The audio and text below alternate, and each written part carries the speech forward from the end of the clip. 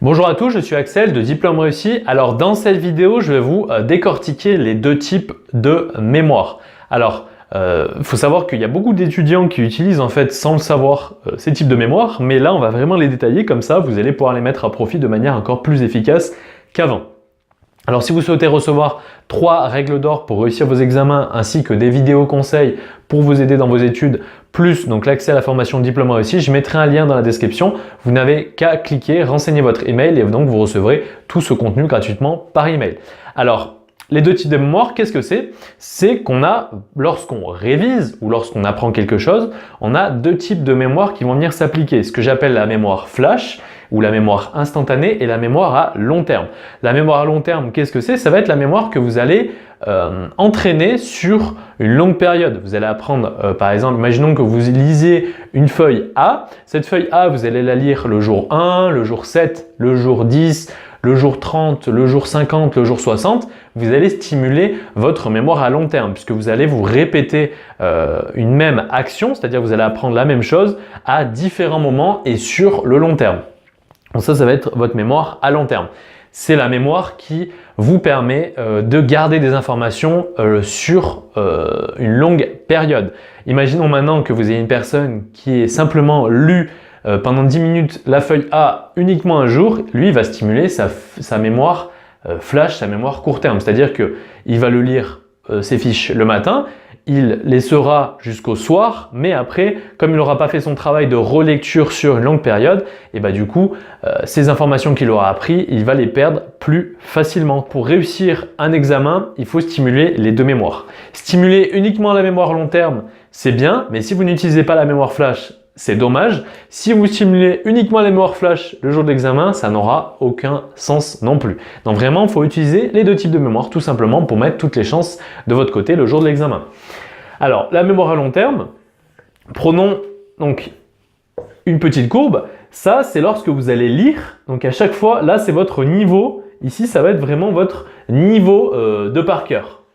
Donc, et ici, ça va être le temps. Qu'est-ce qui va se passer? Imaginons qu'au début, vous apprenez un cours, c'est la première fois que vous le lisez. Donc voilà, ça va monter un petit peu sur le par cœur. Le temps va passer. Donc là, c'est un moment où vous avez appris. Le temps passe, donc vous commencez un petit peu à oublier ce que vous avez fait. Mais on voit que, comparé au début, même si vous avez un petit peu oublié, vous en savez toujours plus qu'au début, forcément, puisque vous avez déjà lu votre cours une fois.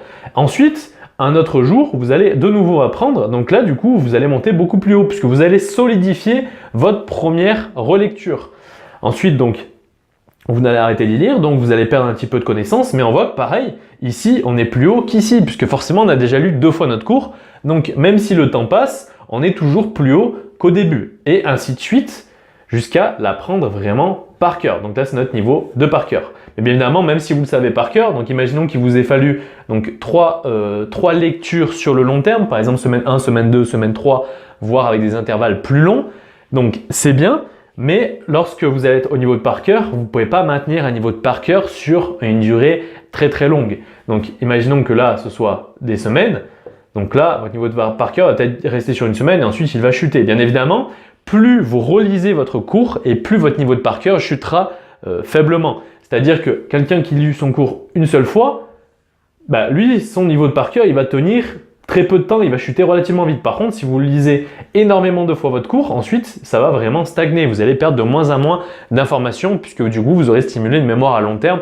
Donc, vous allez conserver la majorité de ce que vous avez appris. N'oubliez pas ça. Plus vous allez lire votre cours sur une durée longue, plus vous allez conserver d'informations sur votre cours. Donc, la personne qui lit la fiche A, si elle l'a lu 15 fois durant son année scolaire, par exemple entre septembre et le jour de l'examen, elle a lu 15 fois, par exemple 6-7 fois ses pages de cours sur le cours A avec des bonnes techniques de mémorisation, et ben lui, qu'est-ce qui va se passer? Il aura atteint le niveau que j'appelle le niveau donc par cœur et en plus sur le long terme. C'est-à-dire que non seulement il aura appris par cœur, mais en plus de ça, tout ce qu'il aura appris, il pourra conserver toutes ces infos pendant 2, 3, 4 mois. Il sera capable de vous réciter son cours par cœur. Par contre, la personne qui, entre septembre et le jour de l'examen, n'a lu que 2 fois son cours, il sera incapable de vous ressortir mot à mot ce qu'il aura appris puisque du coup, il aura stimulé sa mémoire que 2 fois sur ce même texte.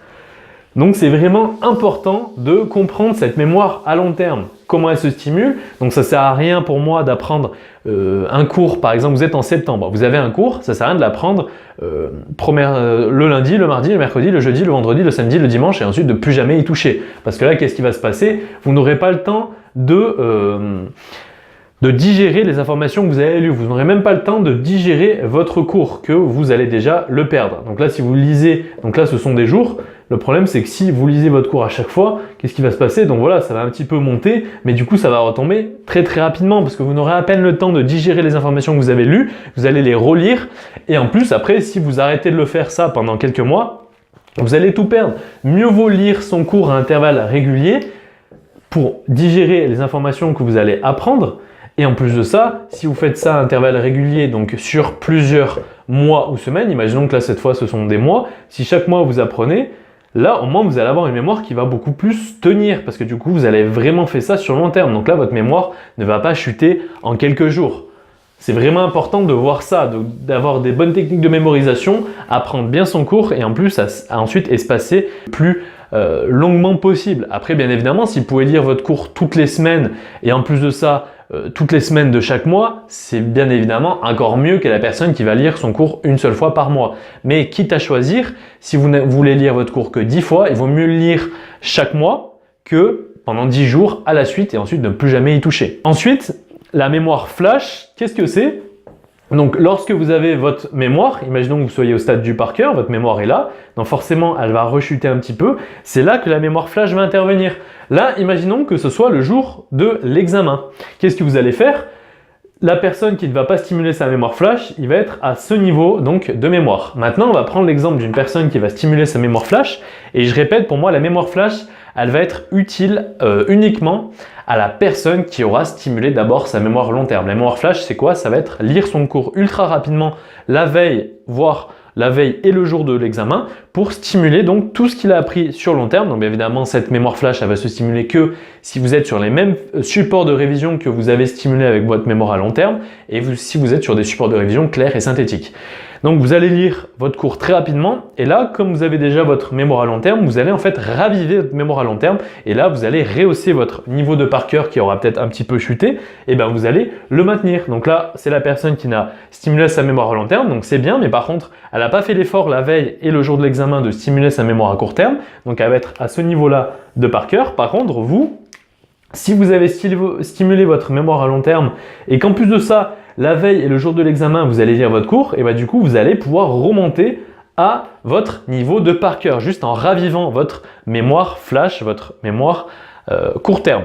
Donc vraiment, c'est important de combiner ces deux méthodes d'apprentissage. Cette personne-là, bah, du coup, comparée à la personne qui a stimulé de mémoire, elle va perdre ça. Donc du coup, ça peut jouer à quelques points à l'examen. Vous, maintenant, vous avez regardé cette vidéo, vous savez, vous connaissez ces deux types de mémoire et bah du coup, vous allez vous forcer à vous faire un programme en vous disant bon bah tiens, le lundi par exemple, le lundi une semaine sur deux, je vais réviser tel cours, le mercredi une semaine sur deux, je vais réviser tel autre cours et ça tous les mois, vous allez faire votre petit planning. Le fait juste de relire quelques fois aux fiches de révision à intervalles réguliers, ça va payer sur le long terme. Il ne faut pas penser je vais réviser le dernier mois. Non, tout ça, ça se prépare.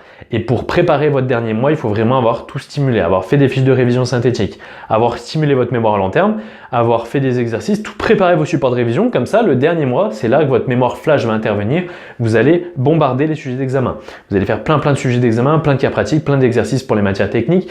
Pour les matières théoriques, vous allez réviser. C'est là que vous allez réviser. Du coup, vous allez augmenter la fréquence. Au lieu de réviser une fois, par exemple, comme on avait dit tout à l'heure, une fois tous les lundis, donc une semaine sur deux, bah, peut-être que là, du coup, vous allez augmenter la fréquence. Sur le dernier mois, vous allez réviser le lundi et les mercredis de chaque semaine sur la matière A. Le mardi et le jeudi, toutes les semaines durant le dernier mois sur la matière B, par exemple. Donc vraiment, mais ce travail-là, il va être possible uniquement si avant, vous avez fait un gros travail de préparation, de fiches de révision, de support, de cours pour vraiment que le dernier mois soit quelque chose de bénéfique et le plus facile à appréhender possible. sur un travail à long terme, plus ensuite à la fin ne pas relâcher ses efforts et se dire bon bah voilà, c'est jusqu'au dernier jour. Moi je crois pas aux étudiants qui disent non, la dernière semaine je ne révise pas, tant pis, voilà, il faut pas que je me mette la pression. Si, la dernière semaine c'est ultra important, sans vous mettre la pression, mais au moins de relire, faire cet effort de relecture, de suivi d'examen sur les matières techniques et de relecture pour vos matières générales. Croyez-moi que c'est ces derniers jours qui vont être ultra importants, mais ces derniers jours vous allez pouvoir les mettre à profit uniquement si vous avez préparé le terrain avant. Donc voilà, j'espère que cette vidéo vous aura été utile et pour nous on se dit à la prochaine.